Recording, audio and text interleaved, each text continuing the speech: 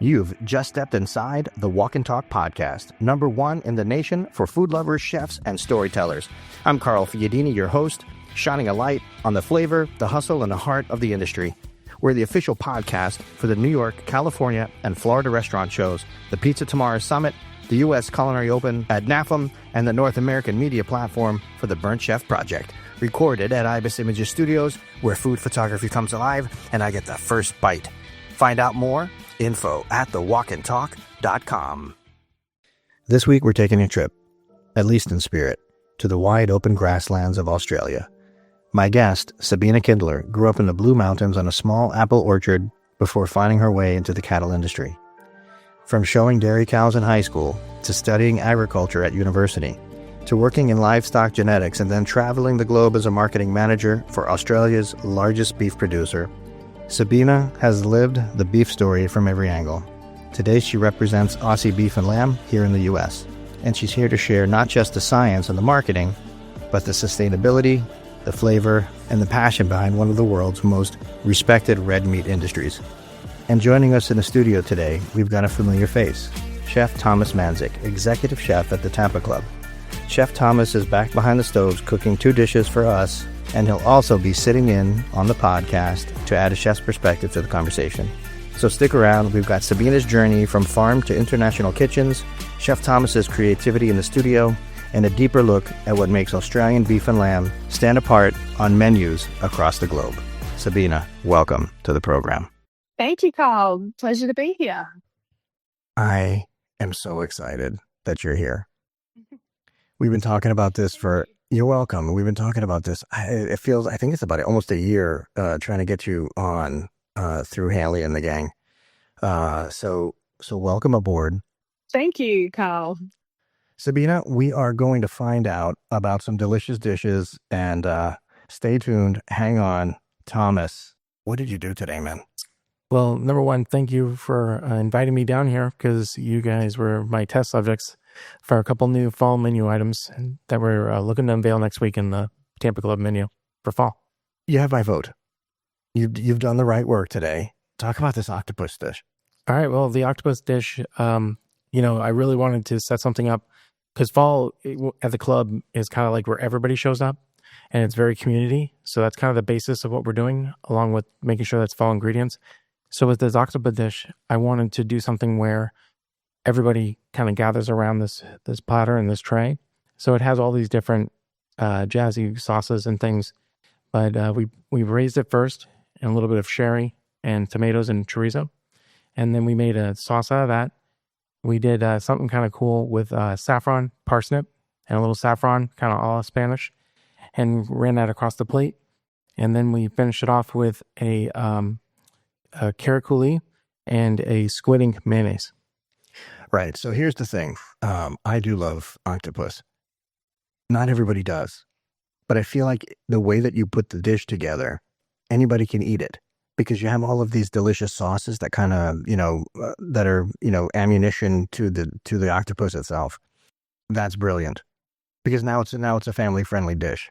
Right. And the only thought was maybe ketchup, but, you can't do that at the Tampa Club. So I had all these extras. Don't you dare. Ketchup. I mean, I'll try it. I mean, whatever. Yeah, okay, I don't want no ketchup. Get out of here. So you brought savory, but then you also did some dessert. I've noticed that the gauntlet's been dropped a lot with the chefs that have been coming, and they've been giving you that bonus special, that bonus extra. So I had to bring something. And, every chef has to have one in their repertoire. So mine is definitely the panna cotta.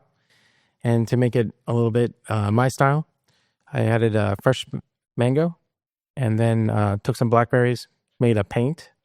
And, as most might not know what that is, a paint is just pretty much a coulis that you splash across the plate. And then we had a little dried blackberries, kind of as a crumble. You saw that. And then at the very, very end, on the drive in to go pick everything up to come here, I was like, it needs one more thing. So I took some coconut and I made a crema and finished that off on the plate. I can only see myself outside, sunny day, beautiful out, right? Palm trees or shade tree, a hammock, and a dish of that. and just enjoy the hell out of myself. Because it was that's the vibe that I got from that dessert. And well done, man. If that's your go-to, slam dunk. Well, it's cool that you say that because where we got those mangoes was off of Bayshore Boulevard. And there's always a nice cool breeze when you're taking that walk down there. So I think maybe you're just feeling it. No kidding. So that was actually like a Tampa local mango. As local as we could find it. Wow. I feel like we're back in Miami, John. We're playing ambassador today to Australia, so to speak.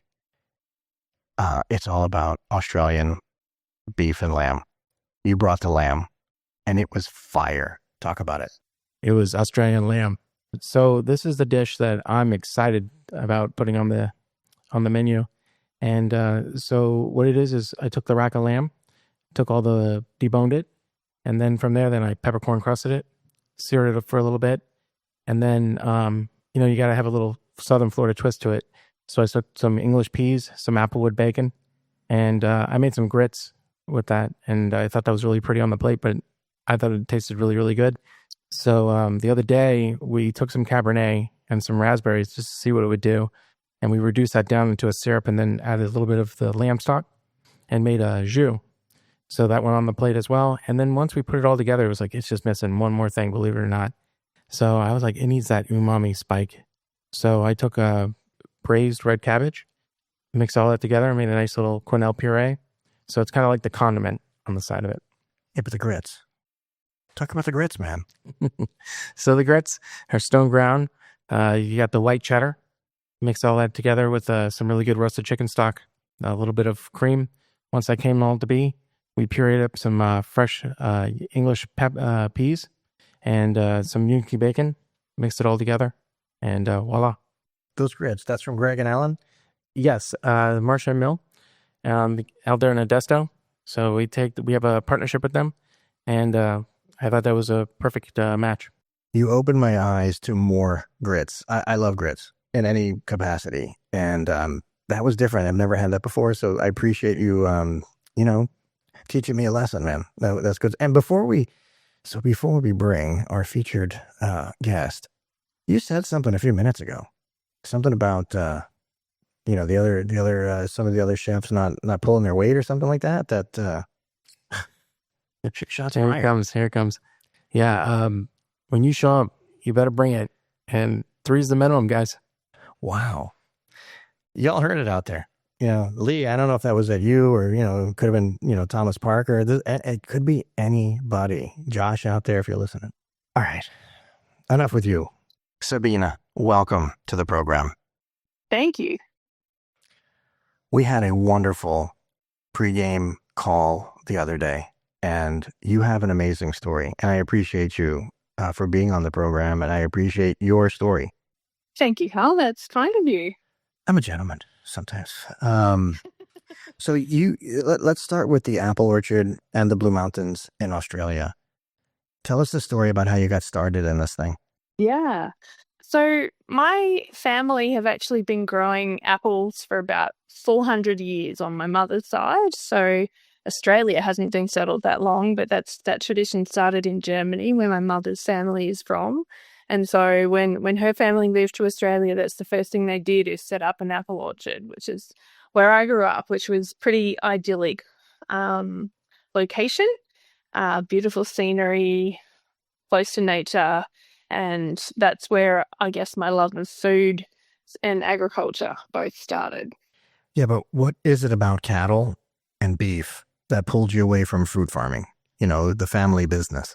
Yeah, that's a good question. So I guess the annual operations of growing apples were not that exciting to me. You prune the trees in the winter, you harvest them in the late summer, early fall, autumn, and that just wasn't that exciting to me. So when I went to high school and I had a really great agriculture teacher, Dame Pierce, her name was, and she was the only female teacher on the ag team. And she really encouraged me when I had a bit of a natural aptitude, I guess, for animals in particular.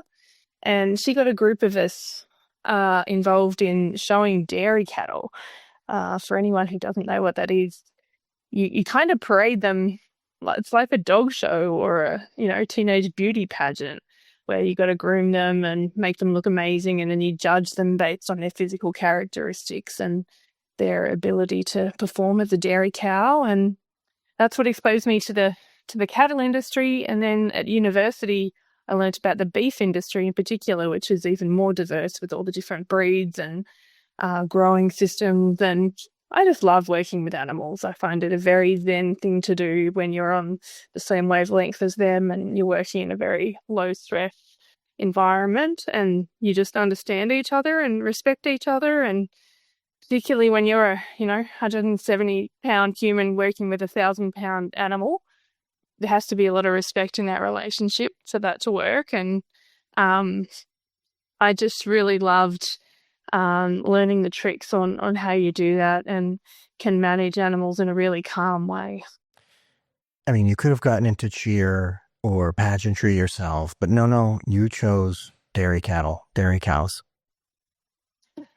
Dairy and then beef. I moved into the beef world pretty quickly once I discovered them. Well, you said it was rare to enter Australia's beef industry if you're not born into it. So I get that.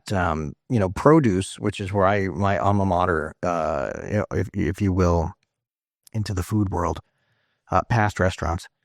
It's kind of like that. You're typically born into it, and or you fall into it, which was my case. So what was it like breaking into that world? How did you earn respect? Because you have to earn respect when you're not from that particular category or industry. How did you do it? Yeah, I think there's no question, Carl. You have to earn the respect. And even though I grew up in a rural area, when I was meeting a lot of farmers for the first time, I was actually living in what they would consider the city.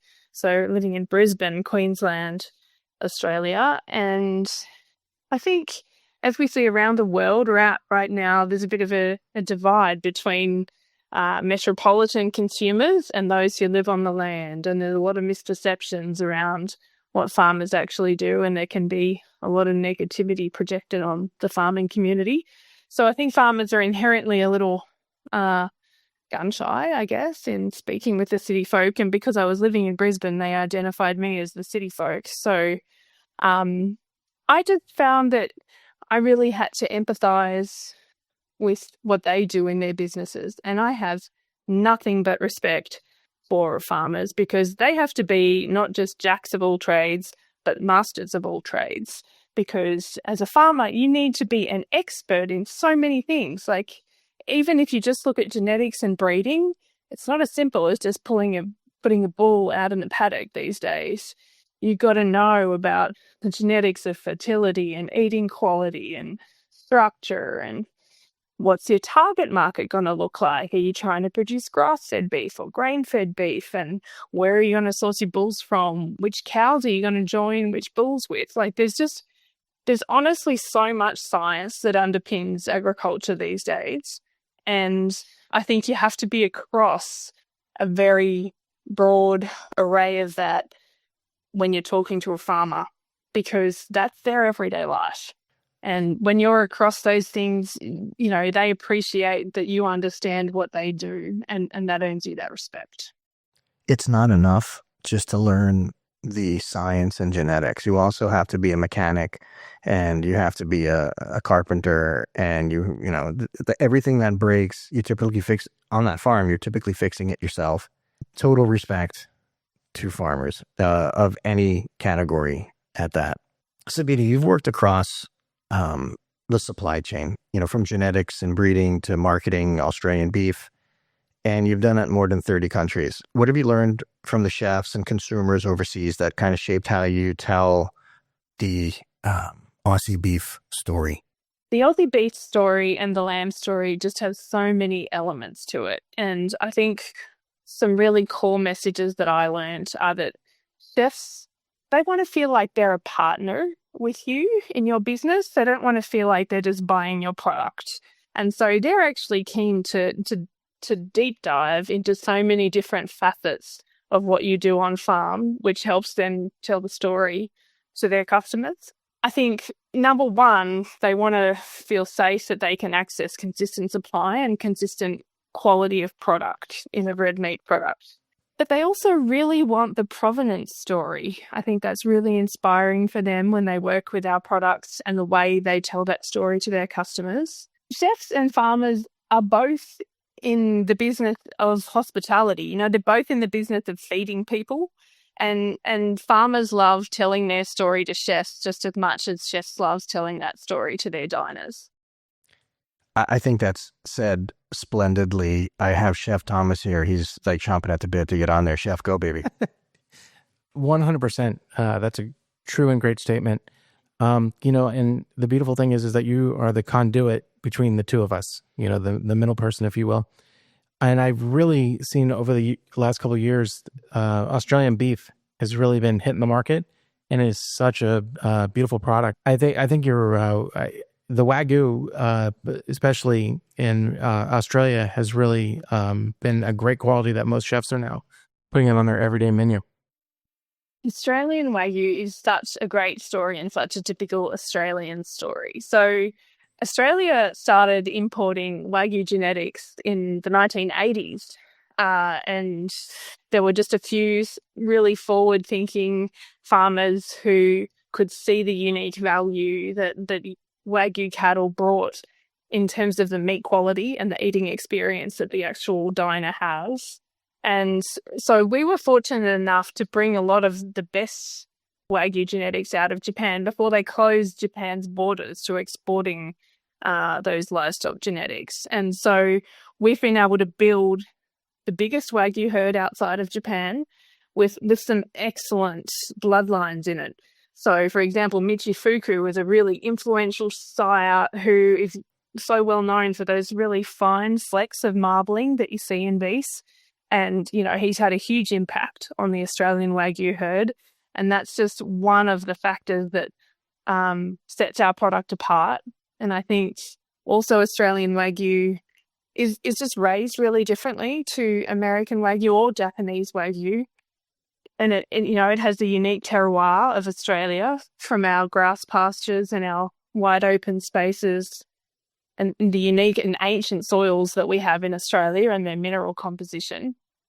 But then also we feed them with different grains. So wheat, barley, rye, sorghum, oats, instead of the corn and soy. And that really gives the product a different flavour. So I think the Australian Wagyu works well for the American palate because Americans do love a steak. The Japanese Wagyu doesn't always lend well to a steak because it's so rich and so luxe, whereas the Australian Wagyu brings that beautiful beefy flavour, but it's still unctuous and rich and marbled and luscious to eat. Oh, I agree with that. I think it's definitely, when you think about it, it's like the Goldilocks effect. The American Wagyu, I'm going to get skewered for this one, but it doesn't have that fat content and the intensity of the taste. And obviously, the Wagyu from Japan is such a treat, but it's a 1 ounce bite. But we use exclusively Australian Wagyu for our steak frites, and we can hardly keep it on the shelves. It's super popular, and for the price point, it's really, really good. So it makes me so happy to hear, Thomas. And I think the Australian industry has worked so hard at being uniquely focused on the experience the customer has when they eat our beef. And that's what underpins our whole meat grading system in Australia is actually the tenderness, juiciness and flavour that the consumer can enjoy in a beef product. First of all, Sabina, your description of the Wagyu was spot on. I'm probably going to have steak tonight in your honor. I'm just saying. Oh, that's amazing. That's a great compliment. Thank you. Indeed. I've had a great career over the last 25 years. I've worked with literally thousands of chefs, and you learn a lot, and you just about people.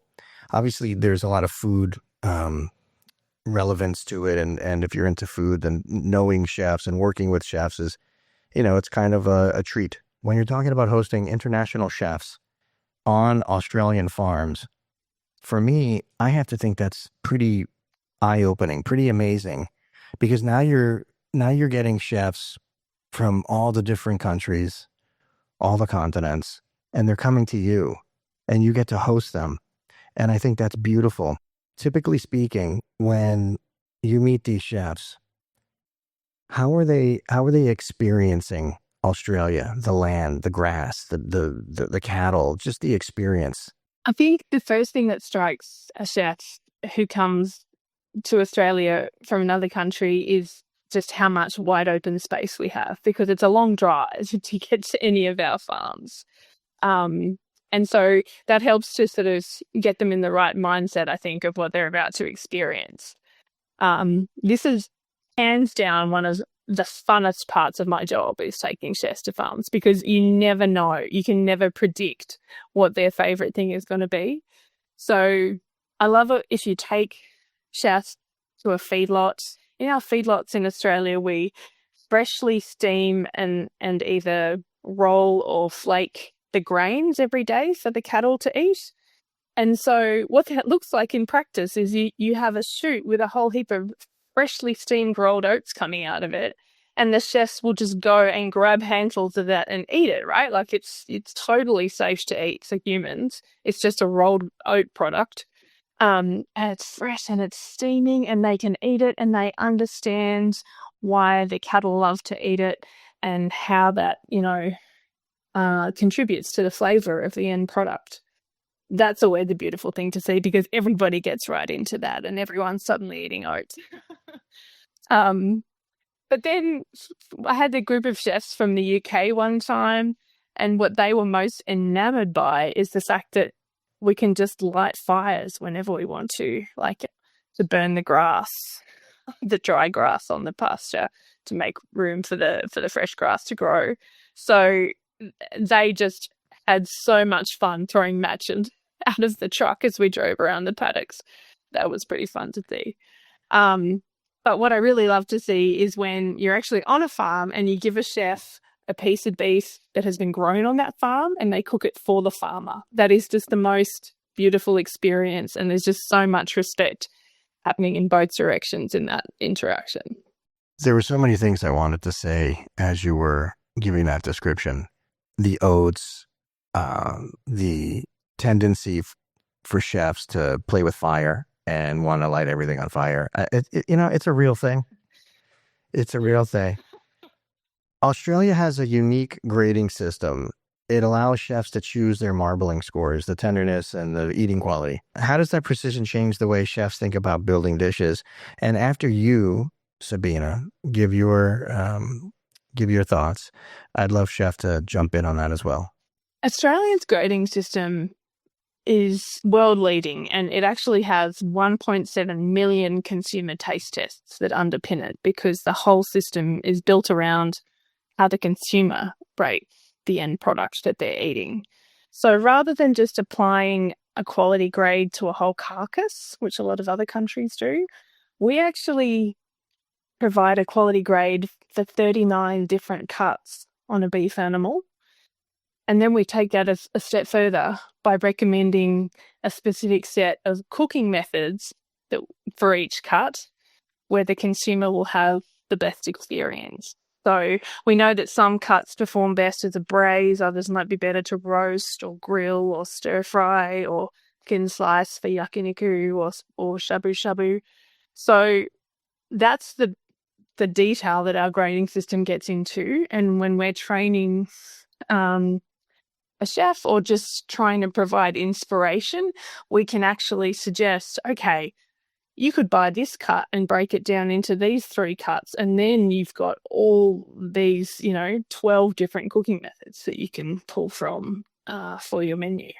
Yeah, I really like that because it's almost like you're getting the answers to the test, because sometimes you're getting these pieces that, you're kind of like, well, what am I going to do with this? So let's figure it out and trial and error. But with the grading system, that's an amazing idea. It grew out of necessity, Thomas, because if you don't have a really solid grading system that underpins grass-fed beef in particular, but also grain-fed beef, you can have a really inconsistent eating experience. You can buy the same cut one week to the next and it performs very differently. Fun fact about Australia, we actually have more than one cow for every person in Australia. and more than 3 sheep for every person in Australia. So we are so focused on exports because we can't consume all that product ourselves. So because we're focused on exports, that makes us very focused on what the consumer is looking for in a beef or a lamb product. And so we work hard to sort of reverse engineer that to ensure they're going to have a great experience. Yeah, because it's almost like cover your own butt, because you want to make sure that your product is being utilized at the best. That's exactly right. And what my company does, Meat and Livestock Australia, we're always working for the future sustainability of all our ranches in Australia. We have 50,000 farmers who are our members, and we represent them when we're here in the export markets. That brings up something else. Your industry has pledged to be carbon neutral by 2030. That's a big deal. What are some of the most exciting innovations? Is it what they're eating? What's making that possible? The target to be carbon neutral for our red meat industry in Australia is one that can only be achieved by the whole supply chain working together. So what that means is we have all these incremental things happening at each stage of the supply chain that help contribute to us reducing emissions. So on farm, that might mean sequestering more carbon in the soil through the way that you manage the pastures. It might mean focusing more on your genetics to select for more feed-efficient animals. That's a thing when you're breeding cattle, is some animals actually need to eat less than others to gain and grow at the same rate. It might mean feeding supplements to those livestock, which actually reduces their emissions. So a really cool initiative that Australia has commercialised is a product called Asparagopsis, which is a tricky name for a very simple product. It's a seaweed. It's a red seaweed. And if you feed cattle a small amount, less than an ounce of this seaweed a day, it actually can reduce their emissions, their methane emissions, by up to 90%, which is absolutely phenomenal, because if you take an animal that produces methane and you reduce the amount of methane it's belching out, and then that same animal is eating grass, which is pulling carbon out of the soil, then that actually means we're in a position where we can start to become not just climate neutral, but eventually part of the climate solution if we can keep pulling carbon out of the atmosphere through plants and into the soil, whilst simultaneously reducing emissions. Some people say that I should go on a seaweed diet. Just saying. I'm trying to reduce emissions as well. We're doing my part. Well, fun fact, Carl, cattle, there's a common misconception that cattle fart, and that's where most of the emissions come from, but it's actually from burping. Sabina, you've become a mentor for other women in the meat industry. As we've spoken about before, it's not for everybody, and you really need to gain the respect and acceptance. What advice do you give to women who want to make their mark in this particular space? When I studied agriculture, only 10% of the students in my class were female, and that was pretty tough. It was really not a vocation that women were encouraged to enter, and you didn't see very many women having success in agriculture at that point in time. But I had, a great example, role model in my agriculture teacher, and she inspired me to follow my heart because I loved agriculture and it's what I wanted to do. So I did. It was not always easy. There are plenty of obstacles I've had to deal with, but I think I didn't realize how much the industry had changed until I heard someone I respect very much, a woman, Senator Susan McDonald, who grew up on a beef farm. Susan made her maiden speech in Parliament when she became a senator, and she reflected on how far women had come in agriculture in Australia.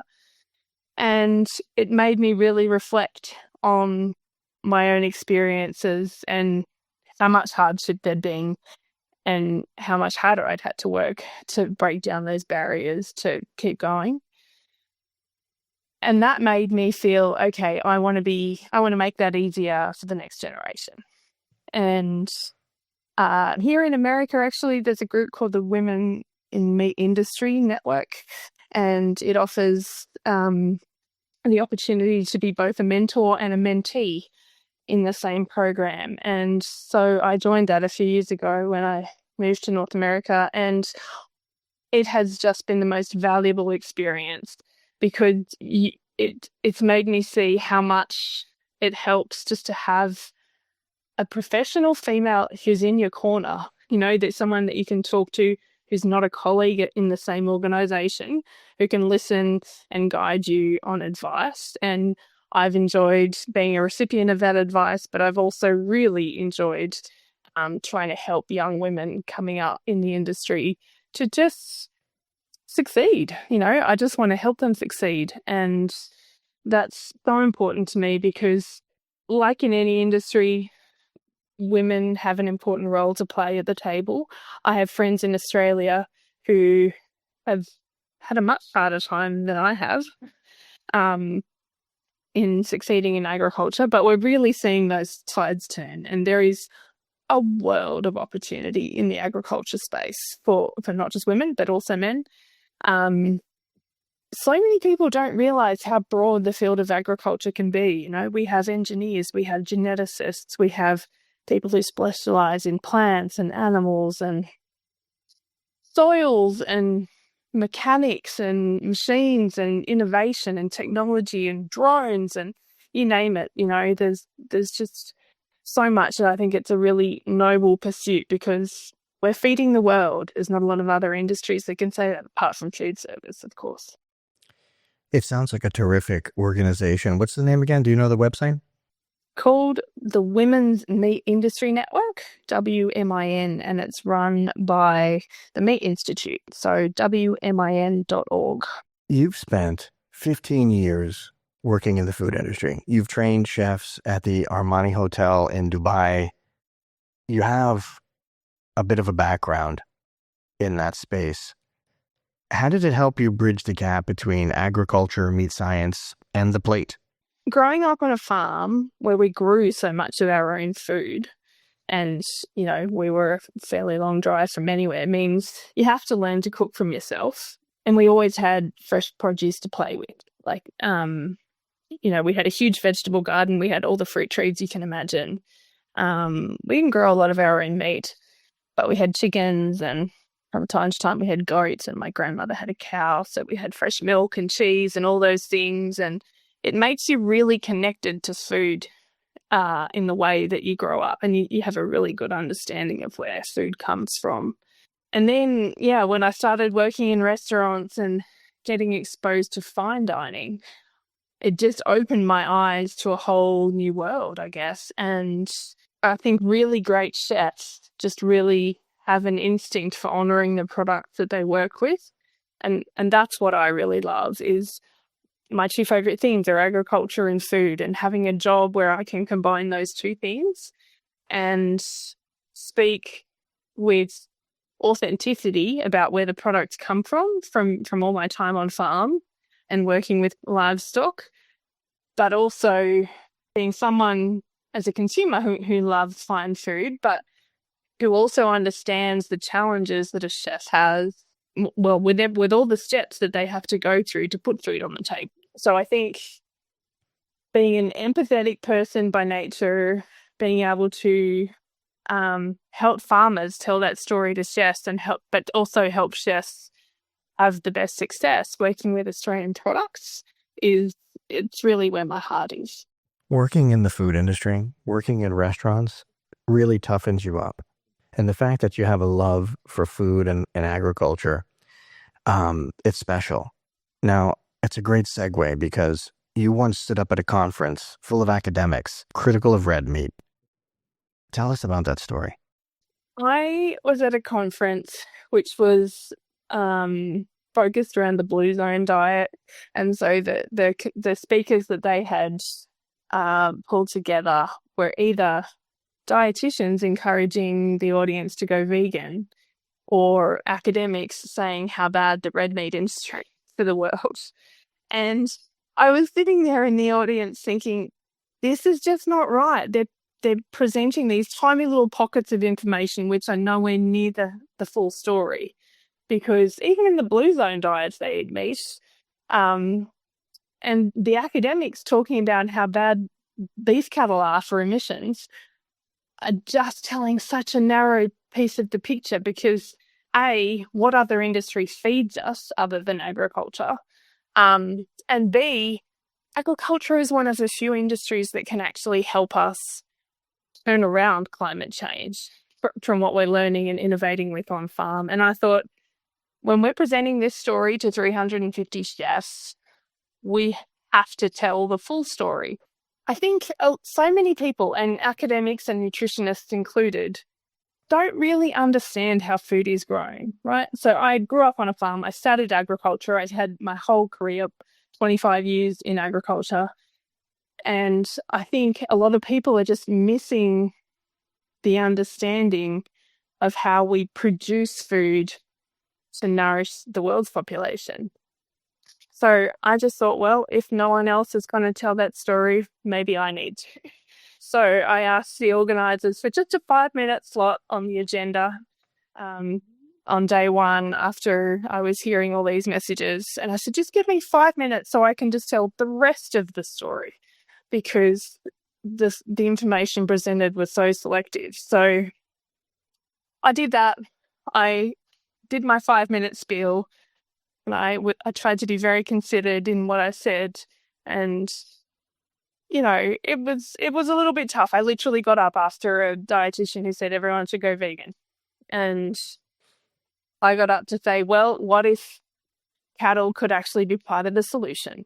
And when we then had the lunch break after I spoke, I had 17 people come up to me and thank me for what I said, and asked me so many questions about how beef is produced. And so for me, that's a win, because we have chefs and food professionals learning more about how the beef industry actually works. I want to thank you for that too. And I mean that sincerely. I am a huge proponent and advocate for beef, for proteins in general, and produce as well. Like, everybody, you need your fruits and your veg. But by no means should we be looking to, lower the intake of everybody's, meat consumption. That's ridiculous. So the fact that you got up there and had the guts to do that in front of academia, sincerely, I think that's fantastic, and you're amazing. Thank you, Carl. That means a lot. And I'm in some ways, I feel like I'm the luckiest person alive to have a job representing an industry that I firmly, deeply believe in. And I think the red meat industry, the Australian red meat industry in particular, is going to change the world, really. There's so much cool stuff coming out of what we do, and red meat is such an important role in a sustainable diet, especially for women who are often low on iron. Iron's the number one nutrient deficiency, and I just want people to have both sides of the story so they can make the decision on what they want to eat. Well, I think you guys are doing it right, because, and you also, making sure that you're championing that, because it is, a nutrient that needs to be something that we all consume. And I think that it's bundled up with all the other stuff, like the bad burgers and, the microwave this and that. But, when it's an amazing product and it's, and you have so much passion for it, and the farmers are out there doing what they're supposed to be doing correctly, in the grading system and everything, we shouldn't be ignoring it. We should be seeking it out. So I appreciate that. Thank you, Thomas. We can't end this podcast today without everybody kind of giving their 2 cents on what your favorite, cut of beef is. Thomas, go. Ribeye. Sabina. In Australia we say ribeye is the cattleman's cut. That's generally what our ranchers select when they go out for a steak. But my personal favourite is the picanha, or we call it in Australia the rump cap or the top sirloin cap. I love to grill that either with a really light sauce like a ponzu so the meat really shines through, or if it's a rich product like Wagyu picanha, I might pair it with a chimichurri. John. Well, you got to go ribeye, right? But I got to tell you, I like an outside skirt. That's not bad. All right, so I'm down for the ribeye. I think I'm gonna have to go ribeye, but the picanha is I think picanha is my number 2, man. I really really love it, and how you were talking about it with the chimichurri and the whole thing. Oh my goodness, forget about it. I am all about that. All right, so I'm having a great time today, guys. The food has been tremendous, and I feel like this conversation has a lot of legs. Sabina, Australian Beef and Lamb, the organization. Can you talk about it a little bit? Like, why should people care? Aussie Beef and Lamb has been exported to North America for, I think, nearly 50 years now. It actually has an important little role to play in stilling consumer demand when there's not the right type of American products available, or not enough products available like we see right now.